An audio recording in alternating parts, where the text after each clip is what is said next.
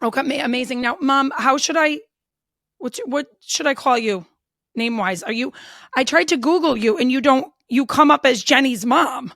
Yes. It's Okay. Her name is also Jenny. yes. So it's confusing. It's confusing. All So right, that's amazing. so people just refer to her as Saving Lady. Yeah, because yeah. I have Okay. my channel, The Saving Yep. Lady, so they Okay. call me Saving Lady.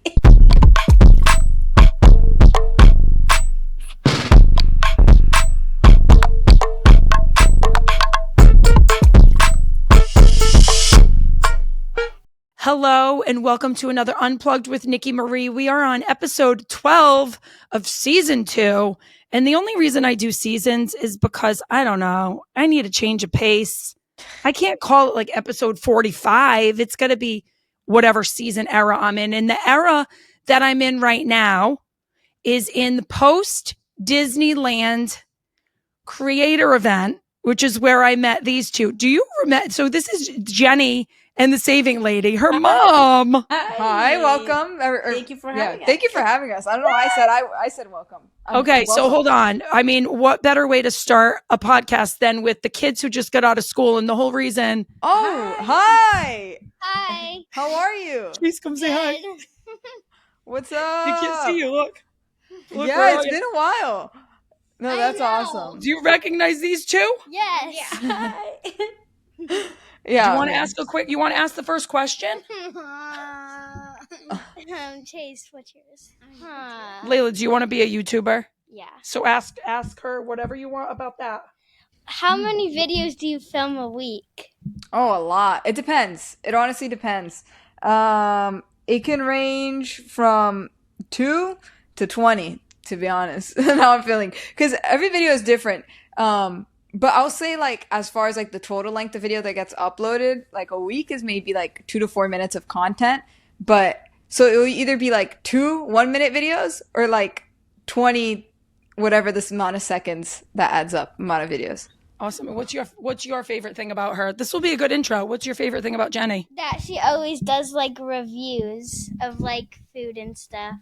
Oh. Yes, honest reviews. I'm too honest. Yes. And she likes eating healthy. Yeah. Yes. So Very. she tells me that I'm a little too healthy. I've been called almond mom before, and I'm like, wait a minute. Have you heard that term? No, that's what I get called all the time as well. To be honest, like I'm like the most strict person like I've ever met. I don't know who's the one person I would say stricter than me is probably Brian Johnson. Even so, like I'm like neck to neck with him. I love that. All right, amazing. All right, kids, you got haircuts. Okay. All right. Bye. Love you. Bye, Mom. Bye. Thank you. So, without further ado, the formal intro is Jenny Hoyos. Am I saying it right? Hoyos? Hoyos. Hoyos. Jenny Hoyos and Mama Hoyos, who is also Jenny, Yes. the Saving Lady, Yes. are here with us today in the seat. And my big thing was we met at an event at Disneyland. We were both hosted. I was having full imposter syndrome, like saying to my kids, hey, tell me if there's anyone you see. And you both were the first that they pointed out at one of those dinner events. That's nice. Oh, I'm honored. Wow. See. So I went up to you both and I said, can I introduce my kids? And you were both so gracious. And when we got home, I started looking deeper into your content. And I was like, wow, she not only has figured out the short form game, but you're doing TED Talks. Yeah. Yeah. And you graduated with a finance degree from Florida International University in what, 2 years? Yep. So let's talk about this, because from a mom seat, we're worried about our kids being online. We're worried about our kids identifying with YouTubers. Like, so just talk about that from the perspective of mother and daughter and how this all came about, because we're all here to listen and to learn something new about the creator world. Yeah, definitely. So I would say growing up, I was always very creative and I loved watching YouTube. I loved social media. And my parents, like, they weren't strict at all. Like, they let me, right? Like, you guys let me be on it as much as I wanted. Because we work from home, so we were home all the time. And it's easy that way. When you see what your kids are doing. And I was involved in everything. In school. In her activities. And then she told me about YouTube. And I was thinking, okay, there's going to be something that is going to pass. It's nothing. It's just a few months. And then it's going to be done. And this started when I was 8. She said it was going to be a few months when I was 8 years old. I love that though. And I get the mom phase. I get what mom's saying, because we do think that there's these phases, or, you know, my son's playing baseball and he's really good at it. Now he doesn't want to do it anymore, and I wish he would. It's so, Yeah. keep talking more about that. So your creativity. Yeah, I mean, of course. I mean, I had a bunch of different interests when I was a kid, and it would always come and go. So I guess it is fair. But I've always just like, because my parents are entrepreneurs, like what she said, and they worked at home. Like in my head, like it wasn't an option to like work or get a job. Like I just knew that I wasn't gonna do that. And and what I wanted to do was something that I love, and it's create content, because that's what my parents would always tell me, that, you know, find something that you love and make money. You're doing what you're passionate about. Yes. And I think it's fair to say, Mom, when you were letting her explore online, I think it was fair to say that was during the pandemic, and things. Yes, about Yeah, that when I time. got more obsessed with it, because then I Yes. started TikTok. I was making TikToks every day, right? Like I would wake up bright and early, and I would like script, film, edit, and like post by 10 p.m. and then I start all over again at 6 a.m. Right? Do you remember that? She also was a gamer. She was involved in gaming, and I was trying to played for post hours. clips Yeah. of the games. Like I was just trying to make something work as far as like content. Oh my gosh. So during the pandemic, when all this was happening and you were getting up and doing the TikToks and everything, how old were you? I think, what was 2020, 15? 15, yes. Okay. All right. So now I'm going to just strip the layers back and ask from like the mom standpoint. Is my daughter's 10. She's dying for TikTok. Now, what prompted it was being at the creator event in Disneyland and seeing the kids there and seeing their parents let them create and go public. So kind of give us the good, the bad, and all sides of it, because you've seen the success, you've seen the joy of it all. What would you tell, I guess, Jenny, what would you like tell your own kids from your experience to be careful of? Like, would you let your own kids have their own page? But you said which Jenny? Well, you. Oh, me. Okay, Jenny, yeah. Jenny Jr. Yeah, but it is scary. I will say, my mom and I were talking about this just like in preparation for this.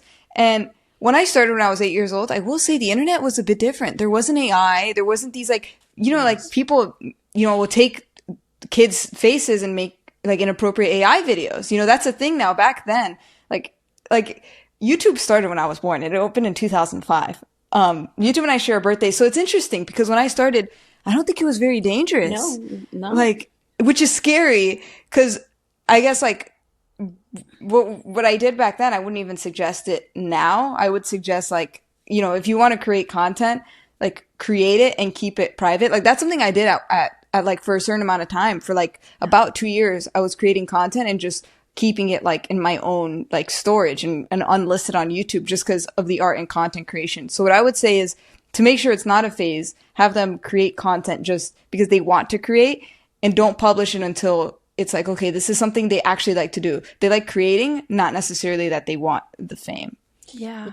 And you also had to talk to the kids, like, they have to have personality and be strong, because when you get those feedbacks from people, like you get bad and you get good, but for some reason, when you get the bad ones, I know because I also know little kids that they are YouTubers. They feel bad. Others, they don't care. Yeah, but, like I mean, there was one comment my mom mentioned. Like, we know this little girl who has a YouTube channel. I'm not gonna say the name, but someone commented on her video, "Oh, your channel sucks." And then she replies, which wasn't very nice, but it shows that because she's she's strong. a kid. She's 12. She's strong. And then what did she reply? Oh, let me go check your channel. Oh wait, you don't have any videos or subscribers. So like, some people are strong and they take this hate and they can deal with it, but other kids, you know, it can't hurt them. So yeah, I would say to be weary, and if they really want to create, just, you know, supervise that and manage the channel. You have to supervise the kids, because remember, when your kids open a channel and you see the comments and then you see the people coming to them, so you have to be around all the time. I'm with her like 80% of my time. Like, I've involved in all the videos, the creating, the ideas, and I read the comments. Sometimes they're not nice. I feel like I want to erase them. Some of them because they're bad. I also like the good ones. But also you have followers. We have kids that they follow us. They come, and when they go to school, I just came from school, I had a bad day. And you have to be there to support those kids, because they support your channel. So Yes. yes, I Yes. think the parents has to be involved. Yes, you do. And I want to speak, like, I just want to say to the listener, I want this to be from a open-minded standpoint, because I'm the first to admit I'm confused. I'm Yeah. confused about the world online. I'm confused about letting my kids be in videos or not. During the pandemic, I popped off on TikTok and my kids were in most of the videos. And like you said, in 2020, like, we really didn't know much. We were just having fun and trying to escape and trying to, like, connect with others. And it was such an innocent thought. And then each year we, like, learned a little bit more about online safety and AI and how people were, here, like, there's predators and there's things that you never want your kids to know. So Yes. as much as I want my kids to be full of grit and learn the ways of the world, it's just a different world today. So that's why I want to talk openly about two people who have shown such positivity online, which a lot of parents can breathe. Because some of the stuff we see our kids watching, we're like, wait, what are you watching? What is this? Why is everything entail junk food? Yeah. Yes. And then you've got Jenny, who is having fun on Disney rides, is challenging you to think about different things with money, with finance, and with healthy eating. So talk about that. How did you kind of evolve over these years? Yeah, so transparently, I'm gonna be honest. Like, I'm not perfect, right? I've created videos where I've seen, oh, people get a lot of views, showing this junk food or doing this, and there are Yeah. times where I was like, you know what? Like, I'm gonna get views if I do this too. But I don't want to fall down that rabbit hole or continue falling down it. Which is why I do try to encourage healthier eating. And the way I see it is, in my videos, I used to teach directly, and some people would watch, but I found that more people listen when you show with your actions. When I show them, oh, this is the things that I'm doing, and I'm happy, I'm healthy, I'm full of energy, good skin, I guess, because that's what everyone always says. So I just got to call it out, but. Yeah, I try to, in my videos, instead of teach, I try to just live a good lifestyle and inspire through that. Yeah. And meeting you in person, like, you exude that. You both do. You were so, we walk up to you and I get a good feeling about people within the first minute of talking to them. And you were both so lovely to my kids. And the whole time you were there, you just exuded energy and smiles. And that was one of the big things I was drawn to, was how can I create a podcast episode here where moms can listen with their kids in the car? Because if their kids love you and the moms love me, maybe it's an opportunity for us to have a chat. Because if you think about how many kids say when they get older they want to be a YouTuber, like, what does that mean? So where would you start, Mom, if your kid today, knowing what you know, said, or Layla behind me when we were on the Disney trip said, Mom, can we start a family channel? What are some things you would, like, ask a parent to ask their kids? Because it's not about saying no. It's about kind of identifying, like, well, what do you see this as? So talk to me about that. How would you approach this? I will ask her, like, why you want to be a YouTuber? What is it in there that you want? Why? Because she know you, she know what you do. You interview famous people, YouTubers. You travel a lot, but why? I think I want to be a YouTuber because I also have my channel. Because I want to be around with the meeting people, like creating new ideas, like having fun with the people that are watching me. And I will ask her, what do you want to do? Why you want to be a YouTuber? What kind of content you want to create? And are you ready to receive bad comments? Because that hurts. You have to be really, really strong. Also, you have to create something like an art, like a paint. You have to love it, because you're the one that's going to go there and watch it again.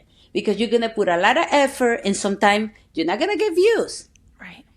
And then you're going to try again and you're not going to get views. And you have to keep trying. You have to be consistent. So if you're going to start this, you have to be serious and have to put effort. And let me see what you're doing. And we're going to do it together. I will say that too. Yeah. We do it together. What I love about what you just said was I think every parent can identify with what you just said. And even if it's not content, it's like the sport that they love or the instrument that they love.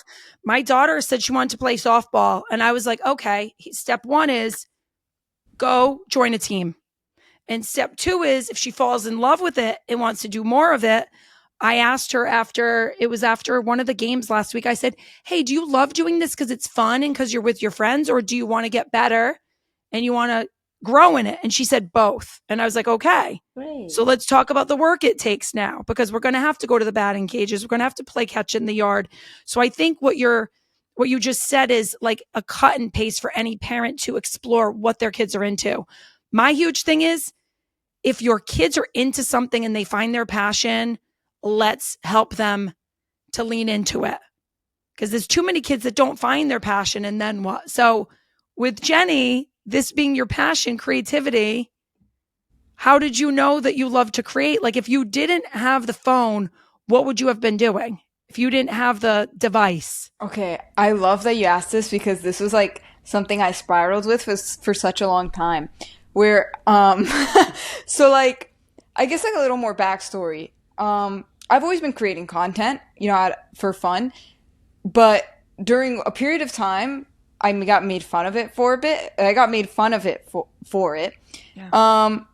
I didn't ever like get cry or get like super sad. I was just like, okay, well that's annoying, so I'm just gonna stop. I guess I'm pretty strong in that sense. Like it never made me sad, but I'm like, if people don't like it, I'm not gonna post it. I'm gonna keep it to myself. And that led me to just not create for several years, maybe 2 to 3 years. And during that time, I read this book when I was 15, called, I think I was 15, but anyway, during the time where I stopped creating, I read a book called Rich Dad, Poor Dad. Oh, unbelievable book. Yeah. And then my whole life changed. And then I was like, no, like I've always known entrepreneurship, but now I know what that means. And then I decided like I want to study finance, which is why I have a finance degree. And then it led me to watch a bunch of videos about like business, finance, and like making money. And I tried so many different side hustles and they would never work. And I didn't know why until I watched one video where I basically learned that it was because I wasn't passionate about any of those things. It didn't work not because I was bad at the thing. It's because I wouldn't stick with whatever I was doing for more than 2 weeks or even a month because I wasn't super passionate about it. So what I needed to do was find something that I'm actually passionate about, and I'm going to stick with that because even if I'm not making money or getting success out of it, I'm still enjoying my time doing it. And then when I learned that, I was like, okay, I need to find my passion. And I was watching these videos like how to find your passion. And one of the things they said was, think about something that you loved to do as a kid that you wished could have been a job. And I'm like, my dream was always to be a YouTuber. And I know I stopped creating content because it didn't make money, but let me go back to it. And what was interesting is when I went back to it, I found a way to monetize it even without an audience. For example, I went to my local chiropractor and I was like, hey, like, for marketing, I can record some videos, edit them, and then we run the ads. And I got back into content creation like that. And I had the skills still. So like even just doing that was like, whoa, how much was I making? Like I was like making like $4,000 a month at like 15. Just like, but I was like working all day making these videos, editing like for these other people. Until eventually I was like, man, I'm gonna do this for myself. If I'm doing this for other people, let me just make my own content. And that's why a lot of people were like, how come it only took you like 20 videos to go viral? Like it took me 20 videos to like get a million view video, which is uncommon. And it's because I had the skill. But I had the skill because I had the passion. Yes. All right. So mom, was she always like self-driven and like deep with her thoughts? Yes. Before she was a YouTuber, she was a chess player. She played chess. She started playing when she was 6. And my son too, I have a son. They got so involved in the chess. And in chess, you need to have discipline. You have to study every day. And you have to think so many moves ahead that it's like, I was telling my aunt this. My aunt was like, oh, what's your first memories? Like, when do you, like, how, like, your brain doesn't start, like, recalling things until a certain age. And I'm like, my first memories are playing chess. Like, it almost feels like I learned how to speak and I learned how to live through that. So I think is good advice, actually. Yes. That if a kid is just like, if a kid is very young, I think chess is like really good. So she went to play for 5 hours tournament. Sometimes I would be 6 years old sitting on a chair for 5 hours. Like, one game is 5 hours. Actually, when she was like 8, she was picked to represent United States as a girl to play chess in another country. And I don't know. I don't know why. Well, we didn't have the money to. Actually, it was a lot of money because they want us to pay for everything. But maybe we can do it but she didn't have the passion. I saw, like, that's what's crazy. I wasn't passionate about it. But she didn't have a passion. So my husband told me, but she's not going to be a chess player for the rest of her life.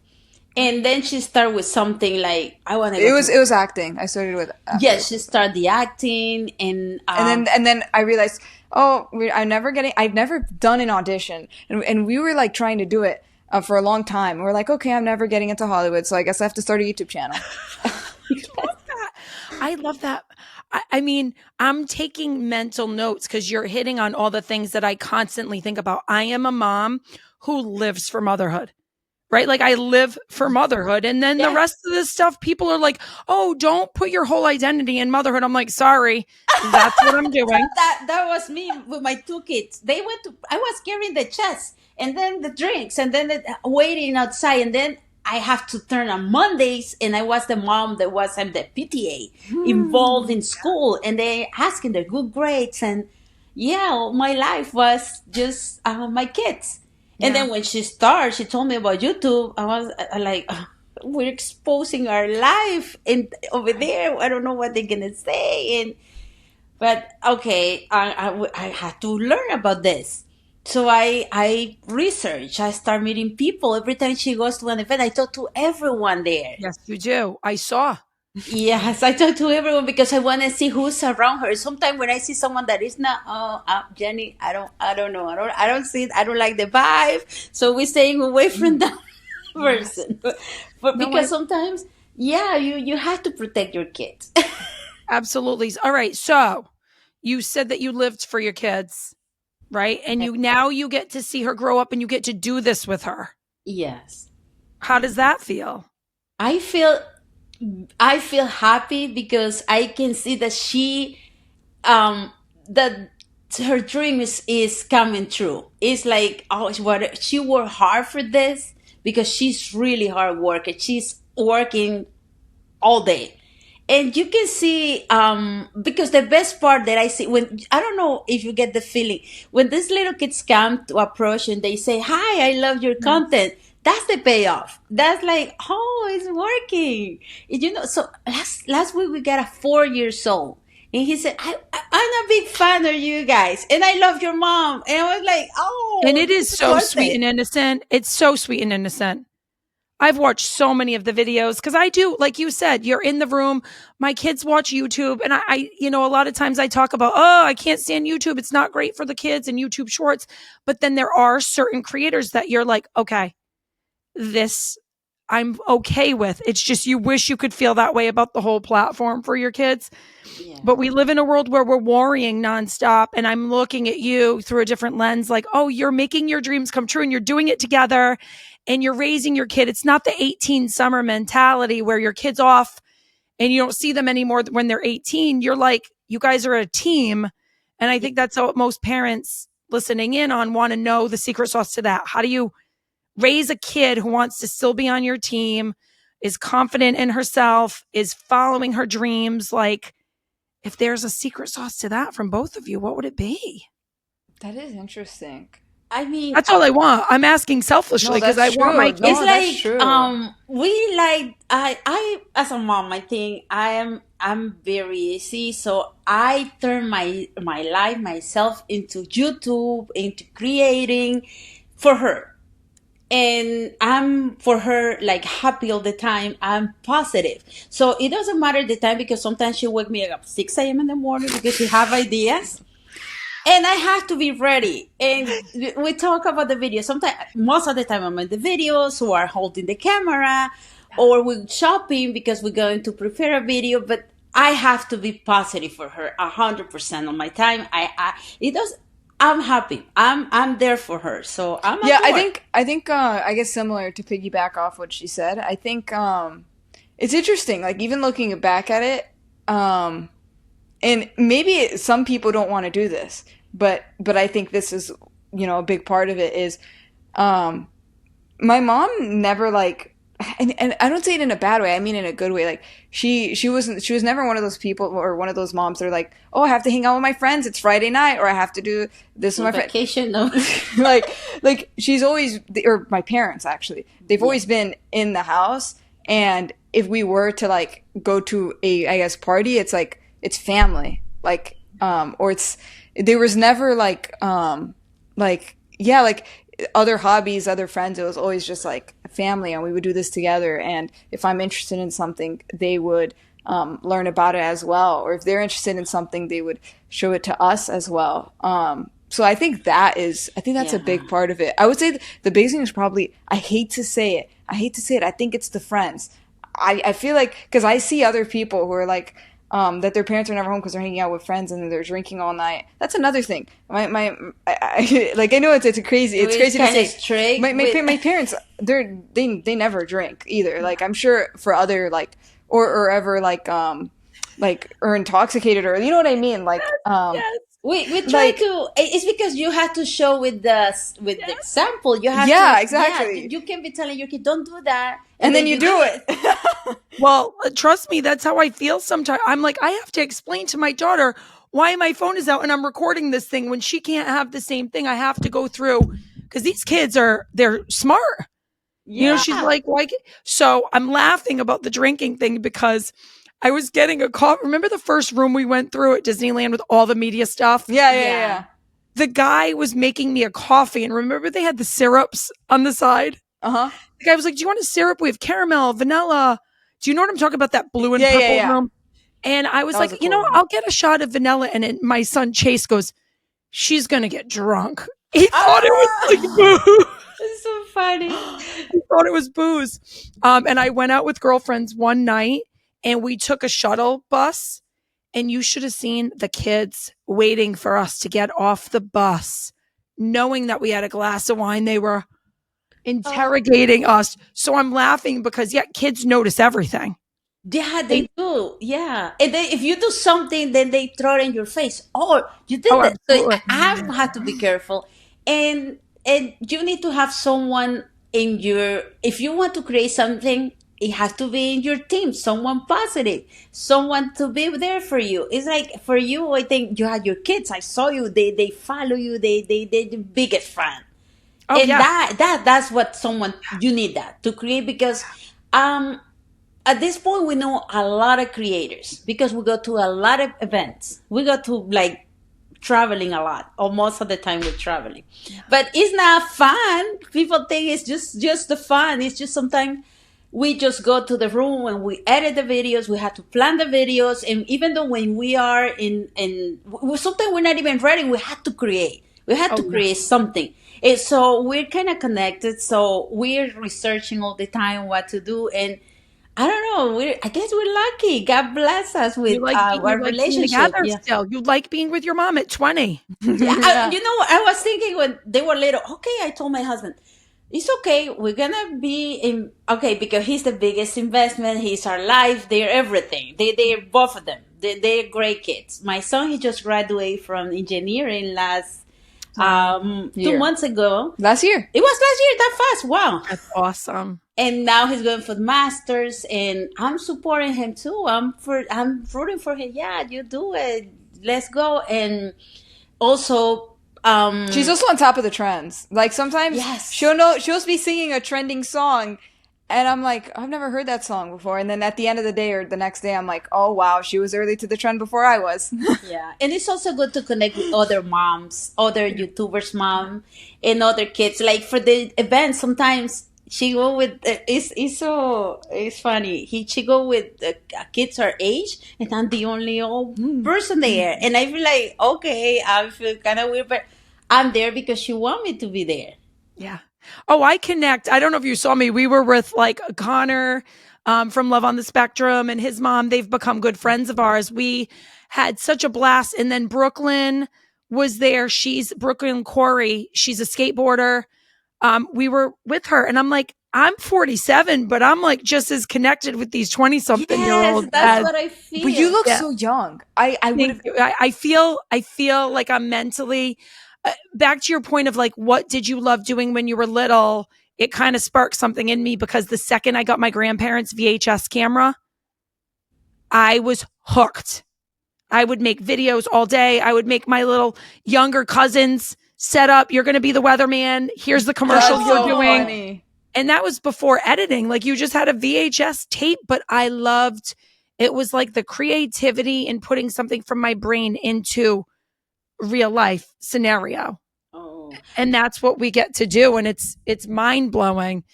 What is your, but it's hard. It's hard. I remember because I don't know if before when I used to go to Disney with them, they asked who wants to volunteer, and I was hiding. I was never wanted to do this. I was so scared. And then one day she asked me, "You want to do it?" No, I don't want to do it. I don't like it. I don't want to be because the first time I asked her to be on a video was when I already had 1 million subscribers. So that's even scarier because you know it's gonna get views. You are at almost 9 million on YouTube. Yes. That is wild because some people are trying to figure out Instagram and we're so locked into Instagram, but Instagram's not paying us. No. Right? And then you've got, when you hit 1 million on YouTube, that's a different level of million. It really is. The YouTube algorithm is definitely the hardest to figure out. So if you were talking to anybody who's interested in, I'm going to ask for me.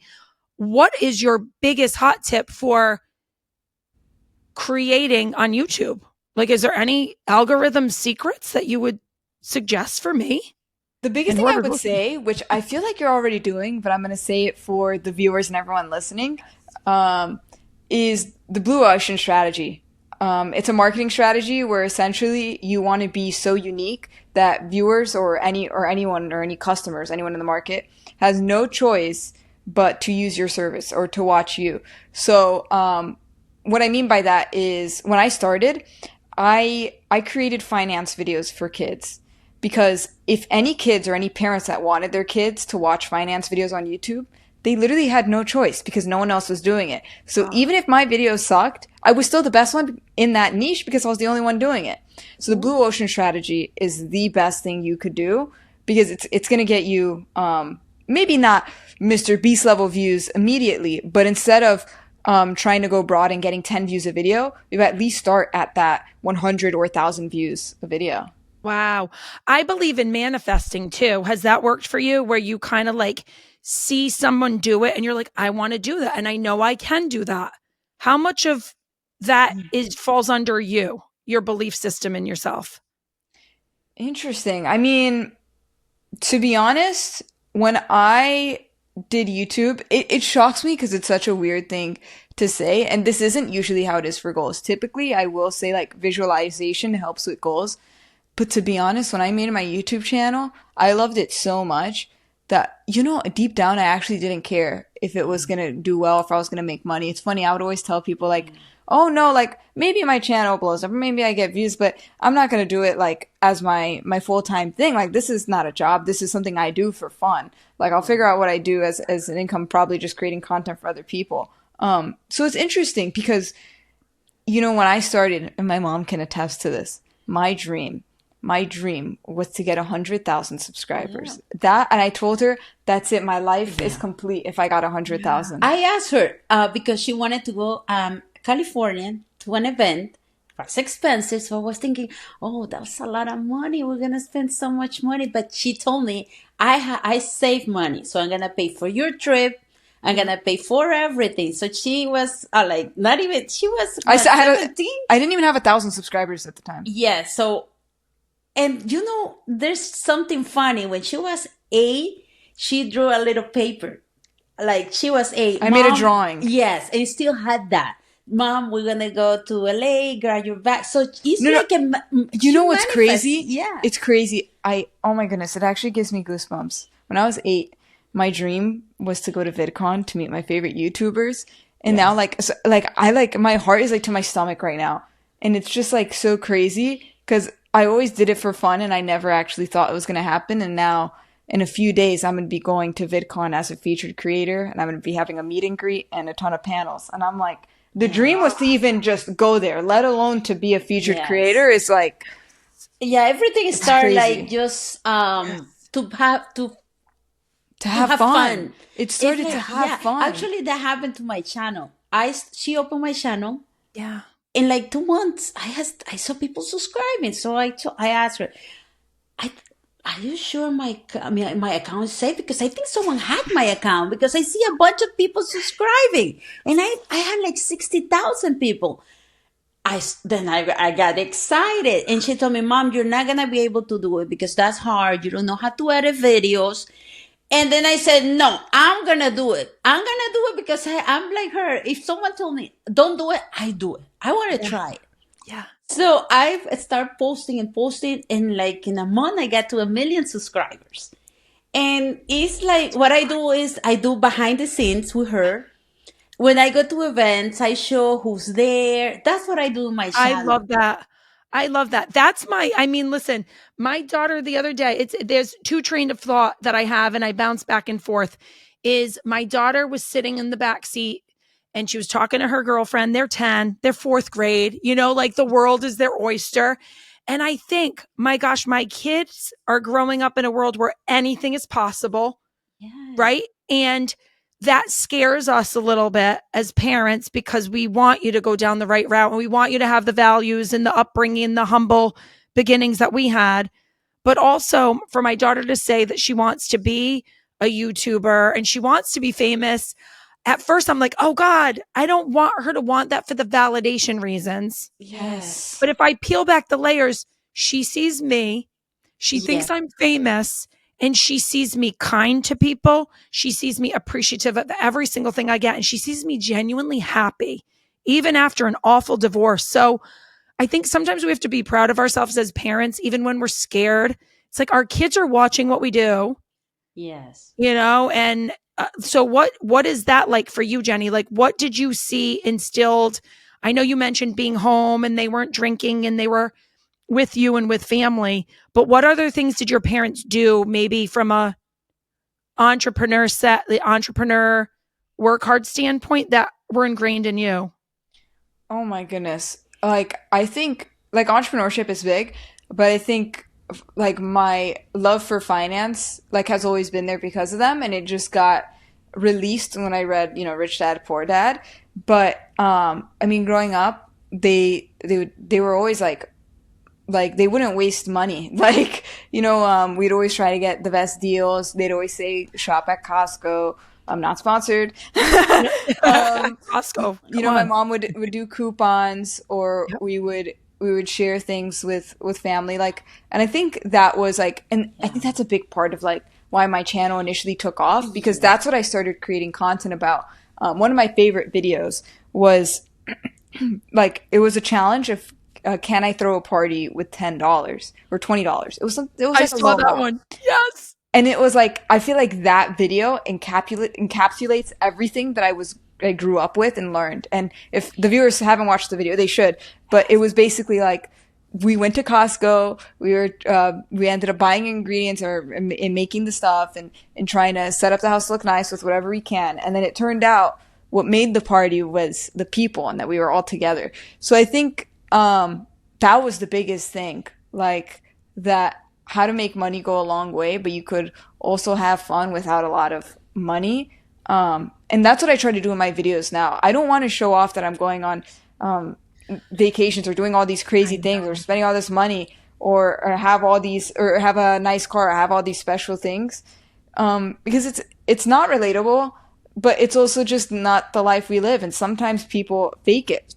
Sometimes there's people who want to feel validated, so they buy an expensive car just so other people can think that they look rich. But the truth is, we should be who we are and show you could still be happy and have fun.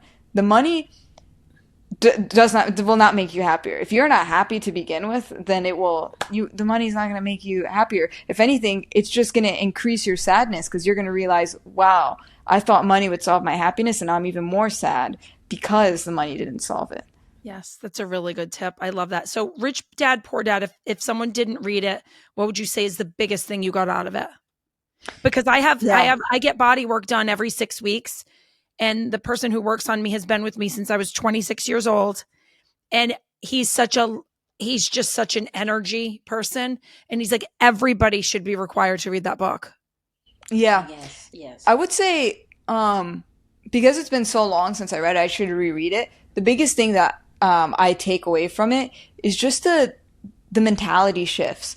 Like, it very much reminds me of like a glass half empty and glass half full, where a rich person isn't necessarily smarter. They just have a different outlook in something. So, for example, if you're at the grocery store, they never even use this example, but I'm just saying it like, because my parents did this actually. If you're at the store and you see something is on sale, like a poor person or a poorer person mentality would be, would say, oh, that's on sale. I'm going to buy it. Versus my parents, I feel like, if you know where I'm going with this thing's on sale, I'm going to buy all of them and resell it online. Because they did that with Amazon FBA, because they did that as well. Get the best deals, and then you send that to Amazon. That's your store. Exactly. Yeah. So that's ahead of the game. That's the stuff that I remember Gary Vee was trying to scream during the pandemic, right? With the baseball cards and all that. And that's the rich mentality. It's not even that you're smarter or you have better opportunities necessarily. You just have a better mentality. Yes. And learn how to manage your money. Because if you spend too much, like in vacation, for us, that's not the main thing. Because we can have fun in the house. We can watch TV. Or even around the city. But we also live in Miami, so there's a lot of things to do here. Well, yes. But in order to have the life to be with them, because, I mean, I know it's hard, I have to save money and try to make money to be with them. Because if you're not there with your kids and they are alone, what do you expect? I mean, you can't be expecting nothing good. Right. Yes. Yeah, it's hard because my kids have been given so much from these opportunities that I get that I'm like, oh gosh, how do I ground them in knowing that this is not normal? You know, when they asked me to come out to California, the first thing I said is I don't travel without my kids. Oh, and they were like, of course they're invited, but that's my thing right now. I just want to do all of this with them. And you guys are a perfect example of like having fun together, creating together. And you've definitely gotten me to look at this from a different lens, because it's not a one size fits all. You know, being online is definitely, there have to be parental controls. My son plays all of his video games in the living room on his console, and I go in and I check the things, but I'm not perfect either. I think we're just all looking for what is the best way for you and your family to get screen time, to not feel guilty about it, to feel safe about it. So is there anything else you would add in to that? Like, do you have any other creators that you feel give really good content that like you'd let your kids watch? Ryan Trahan. I love Ryan Trahan. Yes. Actually, we have a friend also. I like Just Jules. She's our friend. Incredible. She's 50 years old. I'm a good friend with her mom. Yeah. And the whole family, they create videos. They have a little kid. She has 5 kids. Yeah. Okay, 5 kids. Imagine all the work. And everyone is creating. And they have a school. They do gymnastics, and they're busy, and the mom is there. You see the mom, like, she's working one computer, other computer. And I told her that you need help. You need to hire someone, because they're doing amazing.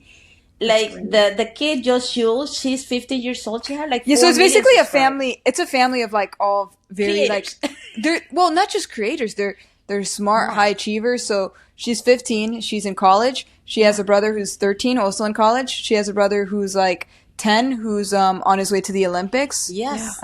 Like, it's an incredible Everyone family. But like, they're so inspiring, and they have great messages. So I, again, back to similar to what I said earlier, being the example is the best thing, because there's such good examples, and then they're not telling people, oh, you have to do this if you want to be like us, you have to do this and that. No, they're just saying, this is what we do, wake up at this time, this is how long we practice this, etc. And it's a great inspiration. Well, now I know, being with like college, I played field hockey in college. Oh, wow. And that was my passion, was sports. Like, I mean, I'm talking hardcore sports girl. And when I went to college, I think about it. And now kids who are in high school, college coaches, if they're going to get recruited, want to see like highlight videos, and they want to see your like online presence within the sport. And I've got friends who will come to me and say, how do I get my daughter an Instagram channel? Is this safe? What should she be doing? And I think if you're going to give advice to anybody starting a channel, whether it's a cooking channel or a floral arrangement channel or a field hockey channel, like, what would you say? It goes back to the blue ocean strategy. You have to be unique. And what I mean by that is, a lot of people tend to post online. I had a whole rant about this to my mom the other day, where like they'll make a video like, this is how I make my coffee. No one cares how you make your coffee, because they don't know who you are. They like, and there's so many other people who have done that already. Unless you said, or we could use a sports example, like, if I don't know team names. Let's just say, like, if the Miami Heat doesn't recruit me, this is why they're missing out. Highlight reel. Ooh, like, okay, that's unique. Versus just saying like, hi, I'm Mark, and this is me playing basketball. Who cares? Because no one cares. You have to make them care. Exactly. Oh, it's something shocking, but that's what we do in the beginning. Oh, we always do videos, something like, shocking. So you have to stop. You have to stop and watch what these people are doing. They're crazy. Let's watch. Because people tend to be like biased. Like, they'll watch their video back and think, yeah, I would watch this. But you got to be honest with yourself. If a random stranger posted this online, would you really watch this video? And you probably wouldn't, because you don't know who they are. Right. And what we see is, we're used to going on TikTok and seeing someone start a video like, you guys, can you believe this happened? And what you don't realize is that those people there have been following that person for so long that they don't care what they have to say. Exactly. And that's where we get the imposter syndrome. I'm like, wait, I can't just go on and say that. People won't watch. On my Instagram, I can. On my YouTube, you're right. You've got to establish like who you are and what you're about. Yeah. So, 100%. and being yourself, that's what I say to my daughter when she'll take my phone and record some drafts. And I'm like, all that I want is for you. Even if you're drafting and it's just for fun, I don't want you to ever feel like you have to sound like one of these other people. Yes. Like, your voice is changing when you're picking up the thing. I don't want them to grow up thinking they have to sound or interpret someone else's video and become it. Does that make sense? For sure. Yes. For sure. But actually, about that happened to me. When I'm talking, I'm different. I don't know what happened. Well, but you don't copy someone else. Oh, no. You make your own character. When she turned on the camera, my voice changed. I changed. I don't know why. In my mind, I'm somebody else. Maybe because I put it in my mind, like, I'm working and trying. I in my mind, I put all these people. They're watching me. So I had to be funny, and I had to look at them. I'm talking to them. It is different. It's different when it's on. I agree. I want to ask you, from this, like, right now, I'm heading into summer with my kids, summer break. Do you remember those days? Yeah. And I am trying to get like the perfect snacks ready, not only for me, but for the kids. What are your go-to snacks right now? Is there anything you're into? Oh my goodness, I'm into so many things. What is my favorite snack? Okay, stuffed dates. You open. You tell me your version. Okay, my favorite. So you get a date. You open it up. Make sure to take out the seed inside, because that's dangerous. And then you put coconut oil with salt and cinnamon, and boom. Oh, and you can put 100% cacao chocolate. I'm into that.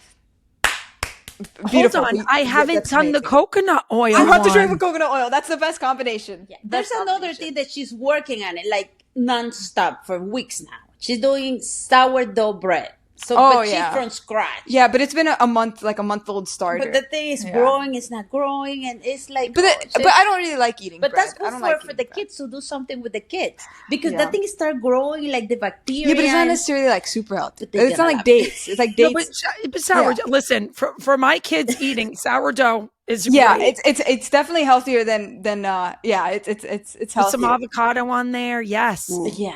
Yeah, The sourdough bread era is happening.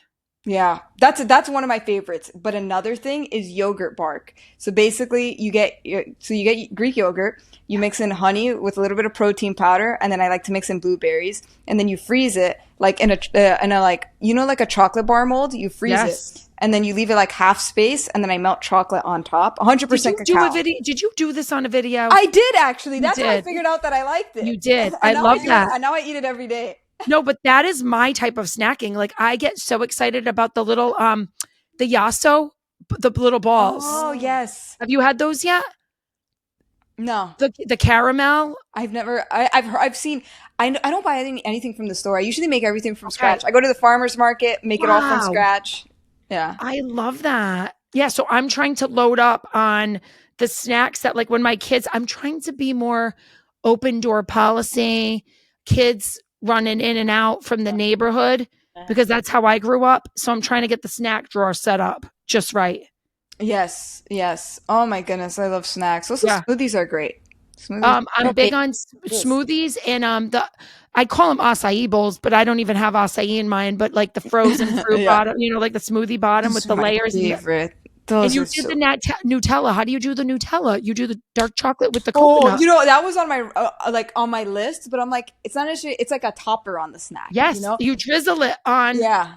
So basically, I melt 100% cacao chocolate. I melt it with coconut oil, and then I add honey to it, and then I get macadamia nuts. I put it in the blender, and then once it's blended, I add that to the chocolate, and it makes like a healthier Nutella.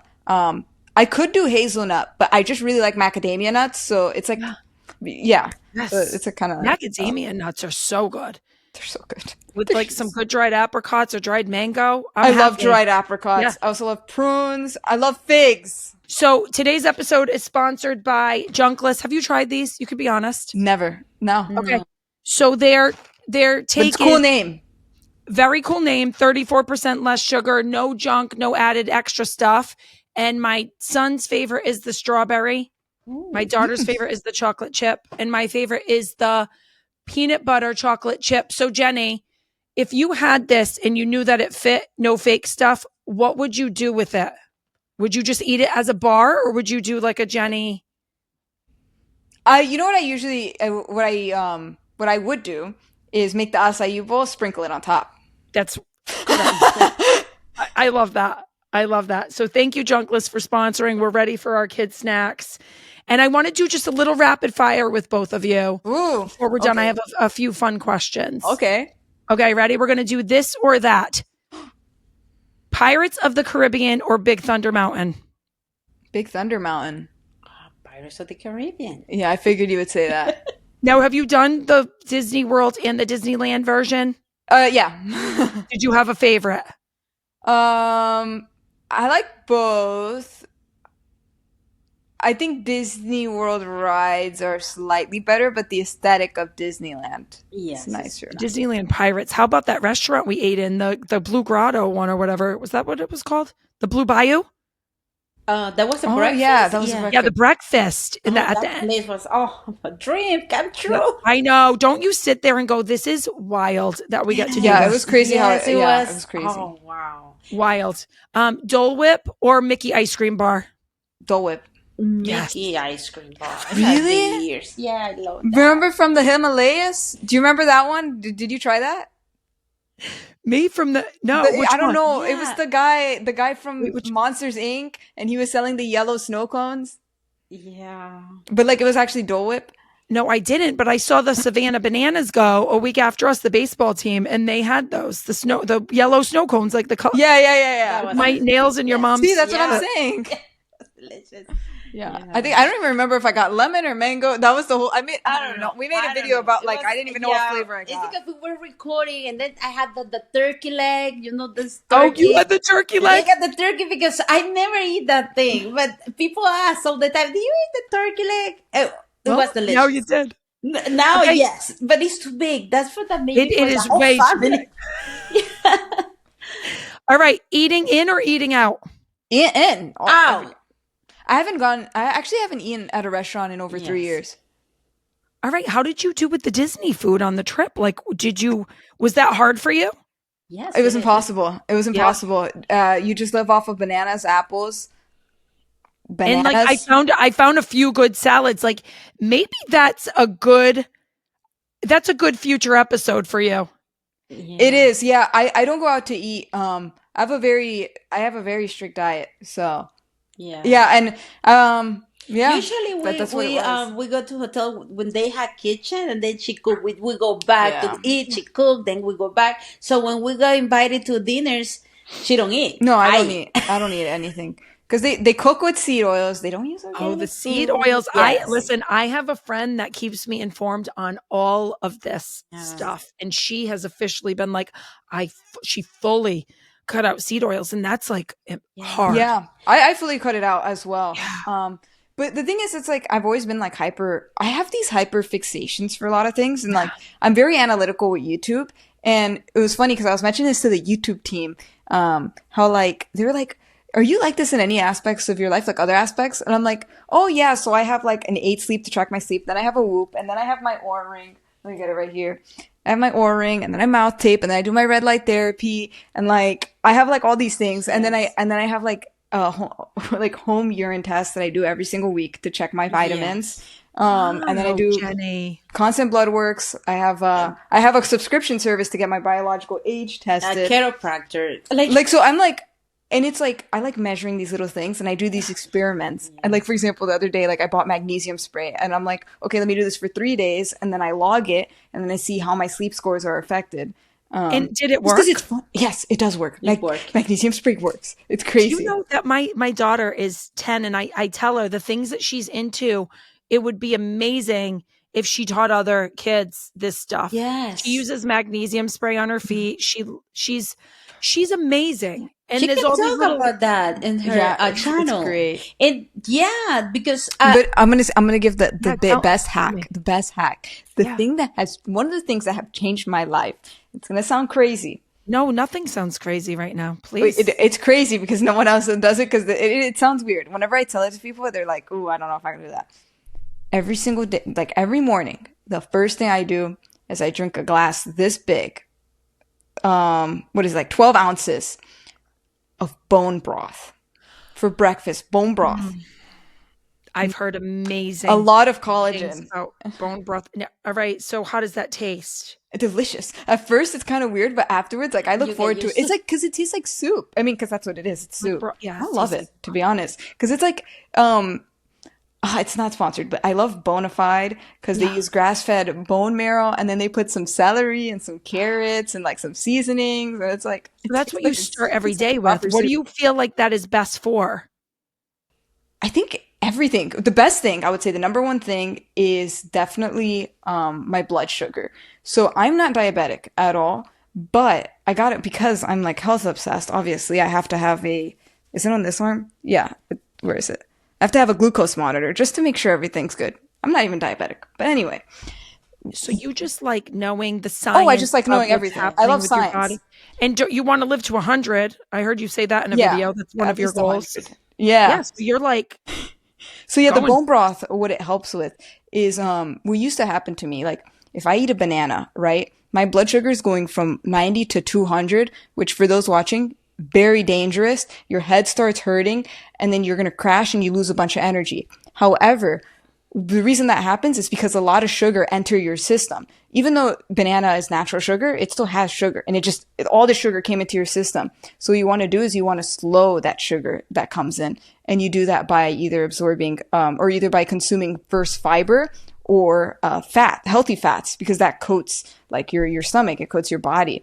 So the bone broth, because it has like a lot of vitamins, nutrients, and a lot of healthy fats, when I drink it and then I eat a banana, nothing happens. My blood sugar doesn't spike. I don't get those headaches. I don't lose the energy, and it sets me up for the entire day. So that's bone broth. Really good beautiful. to know.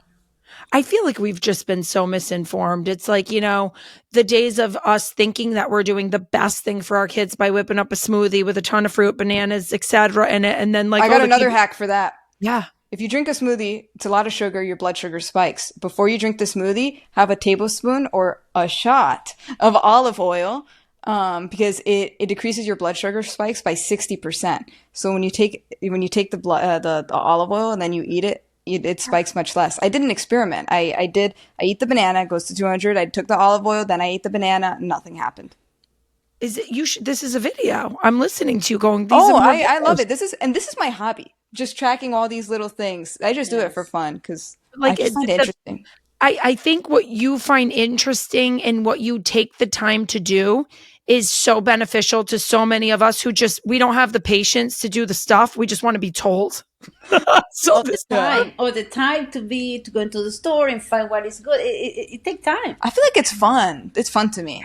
Because it's cool, because when I see the graph and I'm like, oh, look, my sugar's going up or it's going down. Actually, what we do when we go to the store, we also make videos in the store. We create ideas and little things, and those boards goes for YouTube shorts or... I love that. Yeah. No, part of me wishes I studied like nutrition. Like, I love finance, but it's like finance girlfriend, nutrition. As far as what you're doing, nothing is too late for you. You're like crushing it, and you still can if you want.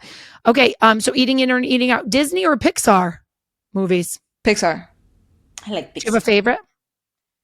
Monsters Inc. is our favorite. Your favorite? We love it. Yes. Okay, well, I will meet you in 2026 at the new ride that they're putting in. Oh, yes. With did you see that they're doing the doors? No, do you know the doors? How they were flying through it? Oh, I love that. That is going to be so good. And I also will admit, I have cried a few times over the Muppet Vision 3D. Have you ever seen any of those videos? It's on my algorithm with like Kermit singing the final song, the Rainbow Song. Oh, and they're like closing the door and Jim Henson's daughter goes in for the last show. I'm like, yeah, it's so sad. I'm like literally 90% of me is like nostalgic. Okay. Beach vacation or mountain getaway? Maybe, I don't know. Maybe beach. Beach vacation. Yeah. Give us the beach. And then last question. I'm thinking I know the answer, but hey, podcast episode or YouTube video? Like for watching or to make? Because those are different. Yeah. All right. So answer both. I feel like the answer is the same for us. We like making YouTube videos, but we like consuming podcasts. Yes. What's your favorite podcast? We have the same answer. Diary of a CEO. We watch shorts, videos everywhere. Even we go all the platform and we look for Diary of the CEO. Steven, have them on. Has he asked you on yet? No, but it's gonna happen. But I was on a meeting with someone from his team today. Yes. So yes, it's gonna happen. I love it. I love his podcast. Oh, yeah. Excellent answer. All right. It's been wonderful to meet you both again. Nice to meet you. Yes, and where can we find you? On YouTube, Jenny Hoyos and Saving Lady. Yes. And soon we're going to be in VidCon. If you're in California, we're going to be there. I'm not, but Vid Summit is coming up in a couple of months. They should attend Vid Summit because there's no fans. It's just creators. For creators. Okay, amazing. So I'm going to manifest my first 100,000 on YouTube. Jenny, what should I lean into? I don't know how well I don't expect you to know my channel well, but I am full on motherhood, single motherhood, ADHD, adventures. I'm like a little kid, but in a 47-year-old. I just love life and love learning. And your hooks, I make them all questions.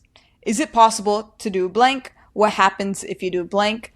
Those are the most intriguing because people are going to want to watch until the end. So I would start with that, and I think numbers will increase by a bit. Yeah. I love it. I'm going to listen. I'm going to keep listening because you are on a lot of podcasts. So if there are anybody who wants to get creator tips, Jenny has been on a lot of podcasts where you talk about the virality. My TED Talk's great. They could also email me team@jennyhoyos.com. I know it says team, but I oversee all my emails, and basically just feel free to share more information about like what you're struggling with, what you're working on, and I can figure out whether I could help you directly or if like one of my pre-recorded video programs work better, or if I can refer you to another team. I handle all the I've helped thousands of creators. Like I love that. Like I'm just trying to help, and I'm not trying to sell anyone, because sometimes like if I feel like I should work with them directly, I'll work with them directly. But if I feel like they're better off with another like person that I've worked with or another friend or somewhere else, I'll send them there. I just want to help as many creators as possible accomplish their dreams. So they can email me. And I love that. Yeah, we all have our strengths, and then sometimes the challenge is like the editing or the knowing how to run a platform or how to think of it. Okay, one last question, because this one's fun. If you had to give like a personality type to each of the platforms, what would you say? Like YouTube is your crazy auntie, Like, how would you identify each platform in a fun, funny, anecdotal way? Ooh, okay. How about you do TikTok? I'll do Instagram, and then we'll both combine YouTube. So for Instagram, I would say it's definitely your crazy aunt. I do feel like Instagram is your crazy aunt, who probably has no kids, who's just like, you know that aunt, like, that's She's just lost. She's lost. Yes, I played that character in a lot of my viral Instagram videos, so you're not far off. So that's what I would say about Instagram. What would you say about TikTok? TikTok is like, I don't know, like, you know, the same the cousin that is crazy, because in TikTok you see all kind of, it's like your crazy cousin. Yeah. Yes, it's like sometimes you in my when I watch TikTok, it's music, it's people doing crazy stuff. So I think it's something for everyone, but it's so fast. It's like, it's so fast. You can't stop. But in YouTube, I mean, YouTube is your family. Is for us. It's like YouTube is everything for us. Yeah. We love YouTube, and we're doing great. No, I love YouTube so much. I will. That's not, I mean, to be honest with you, that's my goal. You know how you said hyperfixated? I am right now like locked in, like, okay, it's the competitor in me, it's the athlete in me, where I'm like, all right, I figured some of this other stuff out. Now I'm like, and also, this is a challenge for me, and I know I can do it. That type of thing. Also, the team, the people that work on YouTube, they help a lot. They're on top. They're asking questions. That's a big team. You have a people that is gonna help you. It's not. I don't know about TikTok or Instagram, but I know YouTube. Yeah, like as soon as you get monetized on YouTube, they give you a chat box where you can speak with a real YouTube employee that is going to help you with whatever your needs are. If you get hacked, or if you have any issues, you don't know how to like do something, just from being monetized. And then as you continue to grow, they give you a personalized person who helps you. I literally have a phone number of a guy at YouTube. If like anything happens, or I have any questions, or I want feedback, I reach out to them. And they're great. And they also have like, they've recently they've launched so many things for monetization, but now they're also helping creators get brand deals, which is like been incredible. They've helped me with so many. Yeah, I had a call with my partner creator last week, Alex, and it's like a real person with a real face. Exactly. And Exactly. Yeah. Yeah. That's awesome. Well, thank you so much. Any message for any of your fans who are watching, any kids, any of your audience, like just a good inspo exit? Yeah. Just do what you love, live a happy life. The biggest thing I'll say, my favorite thing that I think about almost every single day is, I'm going to butcher the quote so bad, so I'm just going to try my best. But a farmer who watches the clouds and the winds will never plant their seed. There's never going to be a best time to start. The best time was yesterday. The second best time is now. I love that. Thank you both so much. That was so fun. I feel like I could talk to you all day. And next time we see each other, we have to come together and do something. If you're ever up near Boston, let me know. Oh, awesome. Yeah, I'll let you know. Thank you. Okay. Thank you both. Thanks, everybody, for being here. Thank you for having us. Unplugged. Bye.